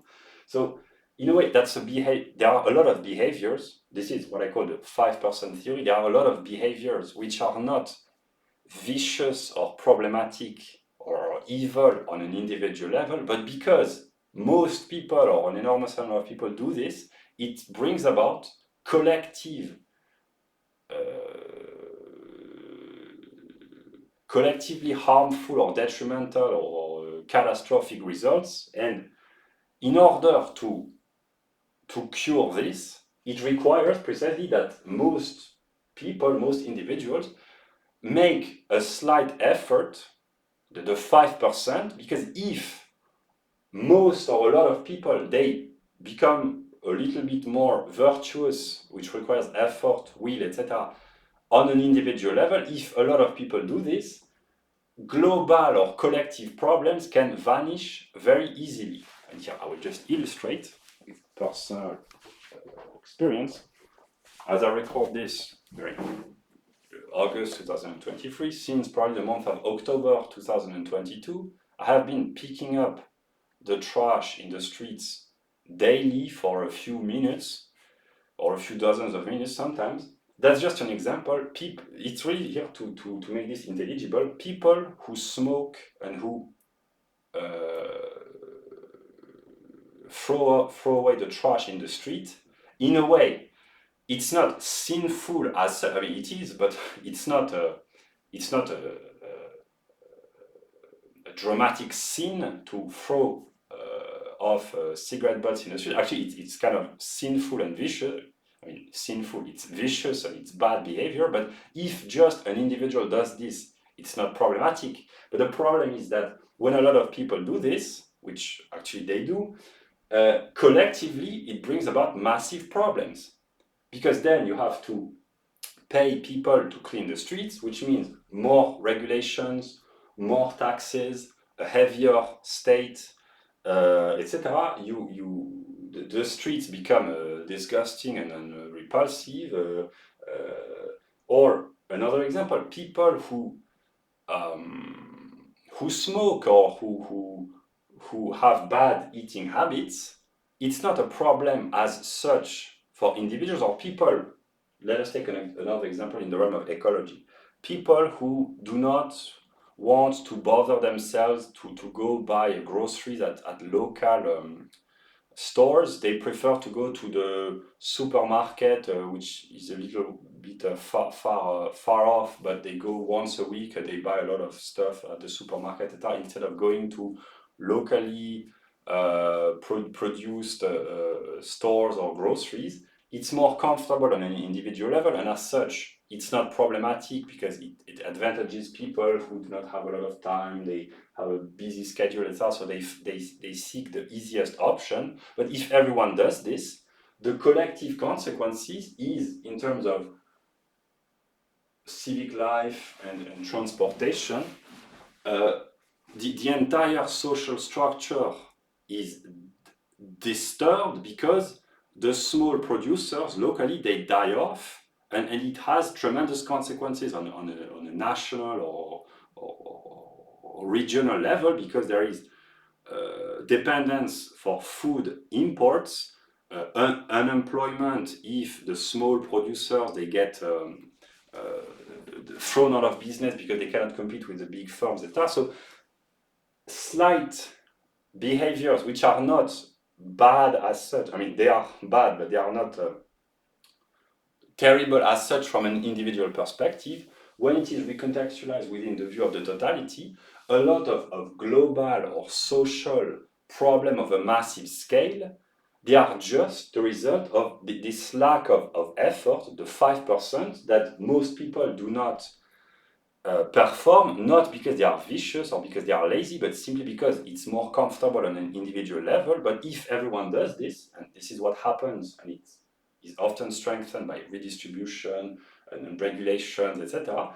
If everyone does this, it creates massive catastrophes. That's the problem with the ecological crisis, but it requires precisely that everyone does his or her own part on an individual level, the 5% of efforts, but there is no incentive. So how do you That's my libertarian view. How do you create the incentive?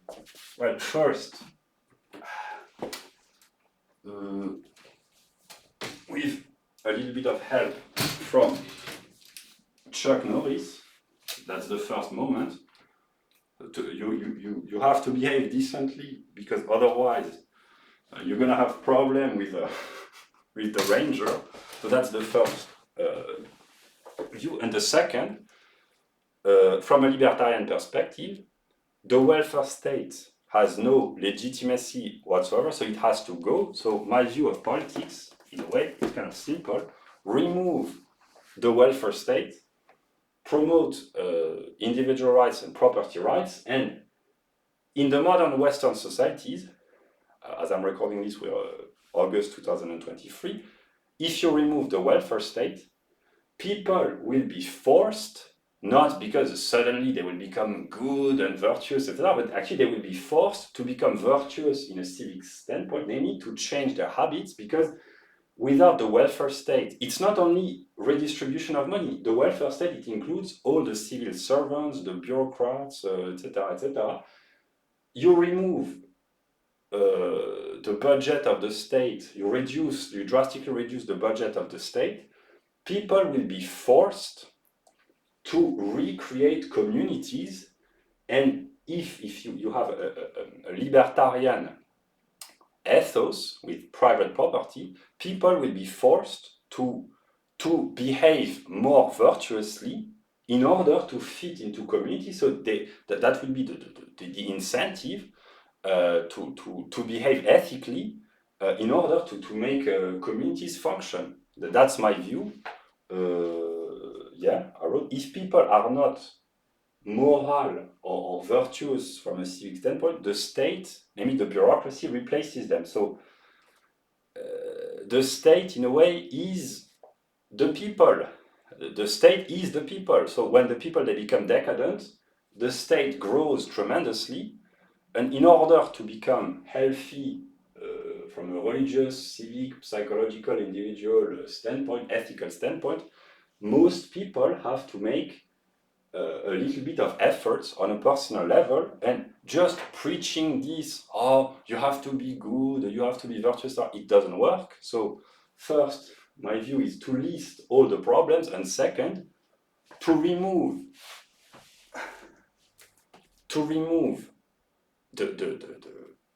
the agency, one may say, the institution which enables society to be decadent,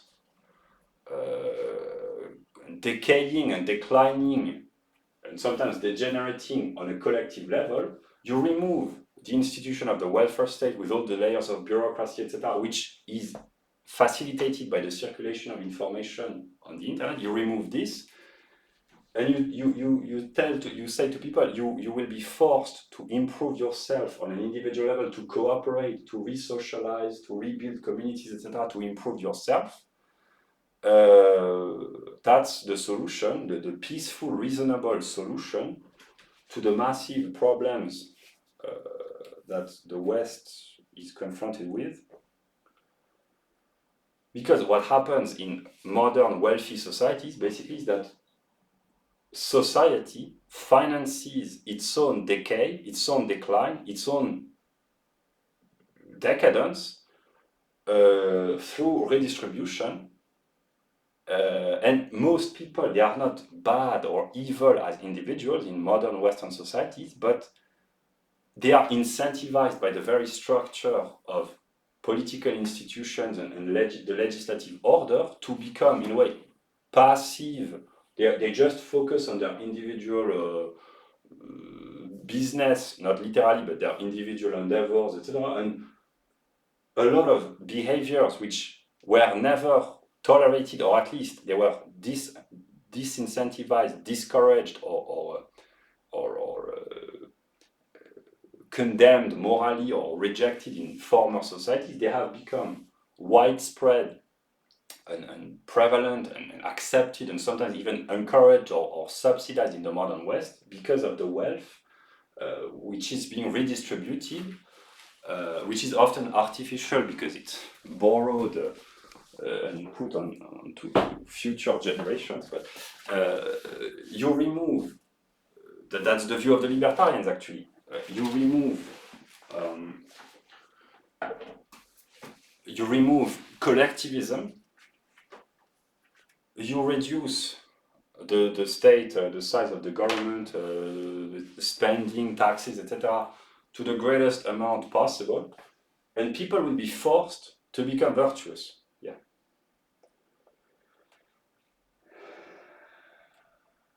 Here I just take an example in terms of diet or vices and addiction. To reject too much meat, sugar, fat, salt, exotic fruits which come from the other half of the planet, processed food, etc., etc.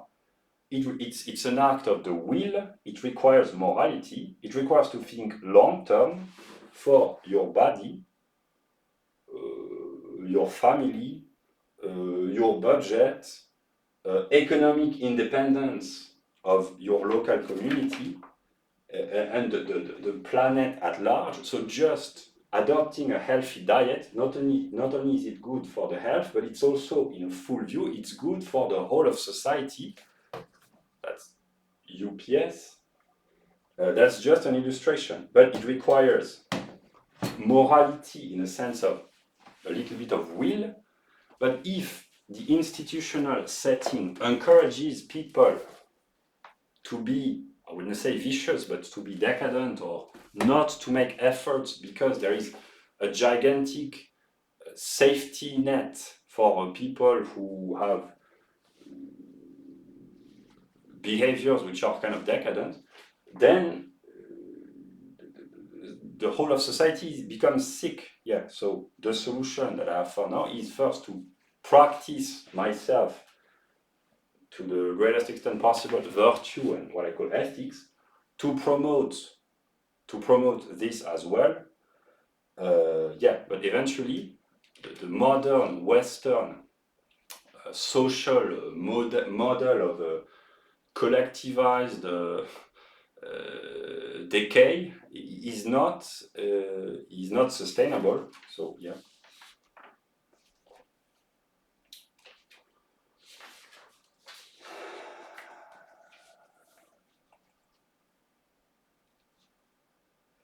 Yeah, I wrote about women. If the first two layers are in order, it's easier to pick up chicks. That's a joke. But actually, that's what happens on the internet with the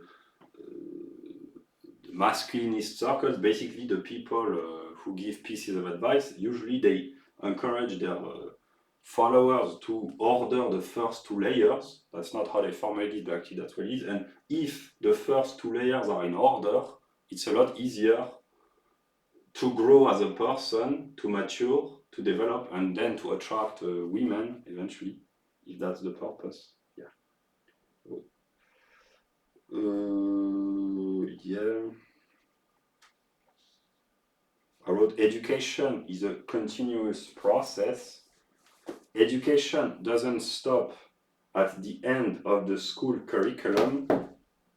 I wrote, actually, this is when it is supposed to begin. I mean, when you leave high school or public education, it's not when your education stops, it is when it begins, because you have to unlearn all the nonsense that you've been taught. And you have to relearn everything, basically. That's the good thing about the modern collectivized socialist educational system, is that when people they leave the educational system, they have been so brainwashed that they have the opportunity to relearn everything that they haven't been taught. Again, it's not the fault of individual teachers or pupils or whatever. It's a collective problem. Education should not be collectivized. Then again, the libertarians, they have the solution. Yeah. About personal life or lifestyle, in terms of discipline, rigor, order, etc., consistency is key. There has to be intensity of will and translated into extended efforts. So you have to be ethically, consistently, Briefly about household management. The purpose is to create a healthy working environment for the husband. And about marriage, brief remark. I could speak many longer, but the purpose is not to make too long a video. About marriage, my idea of marriage is a male individual and a female person, and the purpose eventually is to unite two individuals. So when it comes to marriage, the man has to be an individual, as I envision this in this document. The woman has to be a person, obviously. And so in a way, the man has to be more mature. Historically, this is what has been the case. Men were expected, before marrying a woman, to have become individuals, namely to have a situation, work, the ability to make an income, etc., etc. Eventually maybe citizens, but actually men had to have become individuals already. And modern Western societies, they encourage indirectly men to be just maybe vaguely person, but the modern West does not produce individuals any longer, and even less so citizens. Yeah.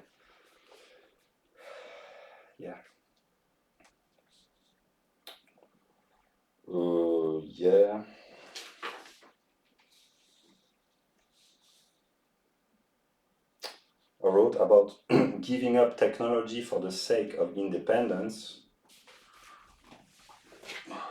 This is just an illustration. This is my washing machine. It cost me less than $30.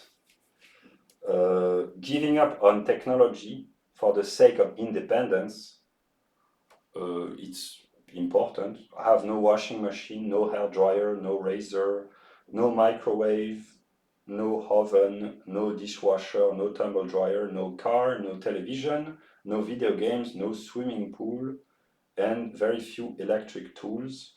I don't ask others to follow this minimalist technological perspective, but actually not being dependent too much on many technological tools is a means of safe keeping one's own independence. Technology can be great, obviously, but not to be too dependent.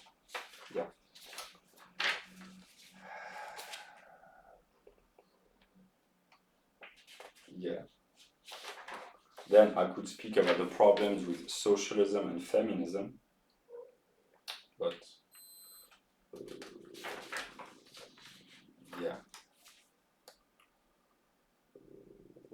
about the microcosm and the macrocosm. Microeconomics, that would be household management, and macroeconomics, to be partly the realm of the civic life in a way. They are kind of connected. The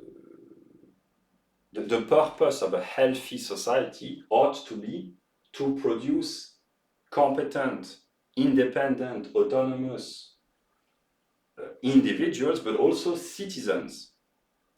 I have a civic view of libertarianism, namely, I do not have a narrow-minded view of some libertarians. This is not the case of Ron Paul, but some libertarians who just want to make business. No, genuine libertarianism, the intelligent libertarians, they understand this.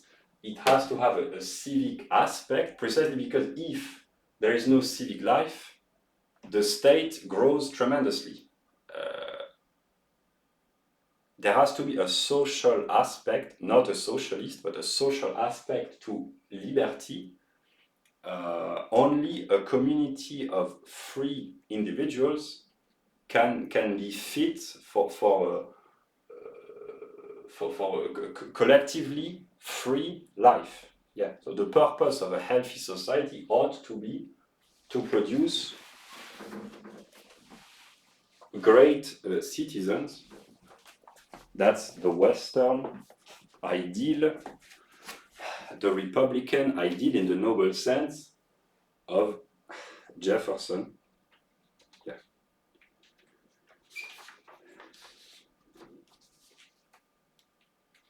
Yeah, so I could talk much longer, but I have said enough. So, yeah, this is my view of ethics. It can be improved, but actually I have presented the idea, as I call this. Yeah. Now, I intend to spend the rest of my life on Earth promoting this idea of liberty. It can be, like I said, it can be changed,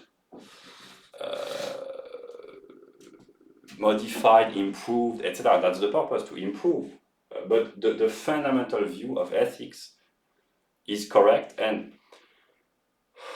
I'm not saying that I'm a good person, but on an individual level, since I have set my mind on behaving ethically, here ethically doesn't mean morally, it means all the things that I've said. I have been very consistent. So I am consistent with my view. I practice what I preach. I'm not saying that I am capable as an empirical individual to be constantly performing all the aspects, because it's very demanding, but I have practiced consistently what I believe in. I believe that this is that the end, namely liberty, is good and just and worthy and noble. I believe that the means that I promote here are good and useful and true. I have practiced, and I intend to continue to do so to the greatest extent of my limited capabilities, to keep practicing this, because it has done me good as an individual. I have been able to help others. I know that the idea is good. It's very difficult to constantly embody an idea, because it's very demanding, it's very challenging, but this is what I believe in. Yeah. So, yeah.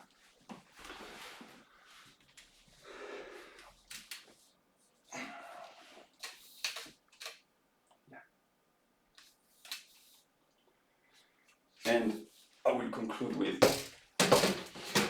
the views about ethics that I began with. All the ethical pieces of advice or tips that I have listed,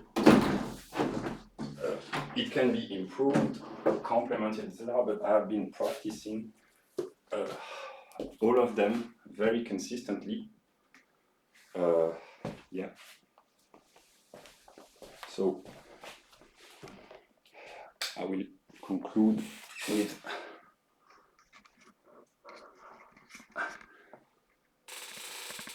the view. Yeah.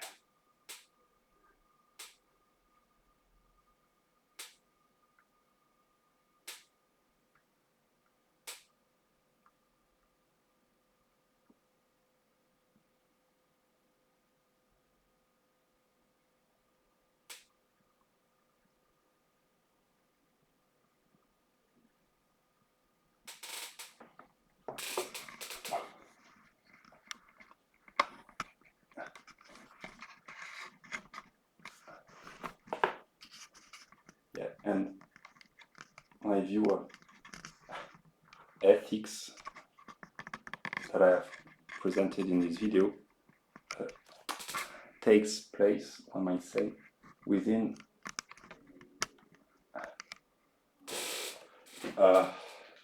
so in a way, yeah, that's great. Yeah, in a way, what I've been talking for more than 2 hours is household management. So each category can be itself subdivided, and the logical progression within the sphere of household management or ethics partly mirrors or correlates or replicates the logical progression that we find here, which is the full view of a society. Yeah, so this is my view of ethics. This is what I believe in. It can be improved. It has to be improved. But I have found the fundamental truth, and I'm satisfied with this idea. So I don't need the validation of others. I mean, I take others into account to improve when I think it's the correct thing to do, but I know my idea is correct, so I will embody to the best extent of my abilities my idea, and I will promote and encourage my view of ethics. Yeah. And I will conclude with just, yeah.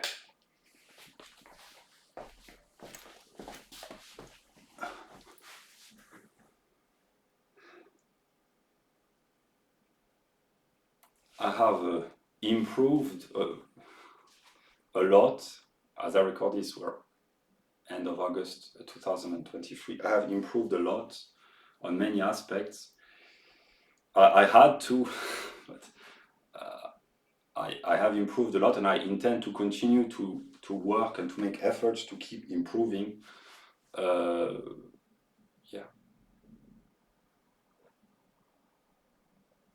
To be good is kind of difficult, but to improve, it's easier, one might say.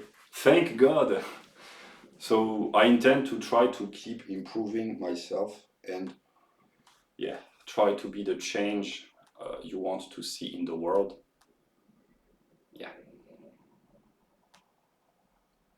Changing oneself before trying to change others. The two are interrelated, because by changing yourself, you change others, and the others, they influence you, etc., etc. So, but